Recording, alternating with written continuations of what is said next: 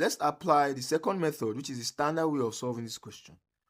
We have the first equation, 3x minus ay equals 5. We make it look standard, where you have the linear equation showing its gradient and its y-intercept. The standard equation is y equals mx plus c. M represents the gradient, c represents the y-intercept. That's where the line crosses the y-axis. You have to make y the subject of the equation in this case. You have negative a of y. This y owns this negative a. Let's say this were 2. The coefficient of y would not be just 2, it would be negative 2. So here, the coefficient of y is negative a. We have to make y the subject of the equation. You don't want to work with negative. So let's take it outside. So it turns positive. It crosses with the negative and turns positive. So we have 3x. We take this plus 5y. We take it inside. It turns negative. Equals ay. Negative ay crosses the equal sign and turns to positive ay. Standard in math, you say add positive ay to both sides. You have this. You can rearrange it to have this ay on the left. You now be having ay equals 3x minus 5. Still the same thing as this. You could have left this negative ay here and taken this 3x to the right. Then you divide through by negative a, but you don't want to work with negative at this point. But since you can do without working with negative, you can apply this. The coefficient of y under the standard equation has to be 1. So we divide through by a. So we divide this by a, and this by a. They are linked by negative, so you give them their separate a's. If it were multiplication or division, you divide by 1a. But if it's subtraction, and same for addition, you give them their separate a's. That's a standard rule in math. A will cancel a, you'll be left with y equals 3 over ax minus 5 over a. This is the first equation written to show the gradient and the y-intercept. We have to do the same for the second equation. We have bx minus 5y equals 15. We have to make y subject of formula. This y owns this negative 5.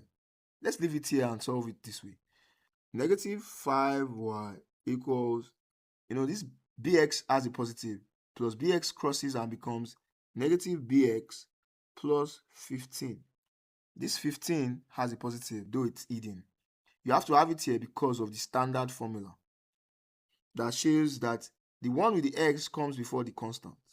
So next, we divide through by the coefficient of y, which is negative 5, because you have to make the coefficient of y 1. So divided by negative 5, divided by negative 5, and divided by negative 5. Negative 5 will cancel negative 5, we left to y equals, here, negative will divide negative, it will turn to positive. You will now be left with b over 5x. Then you have plus 15 divided by negative 5.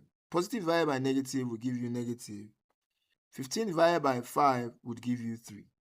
So when it has infinitely many solutions, the gradients will be the same and y-intercepts will be the same.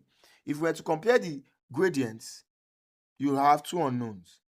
The gradient is the coefficient of x, which in this case is 3 over a.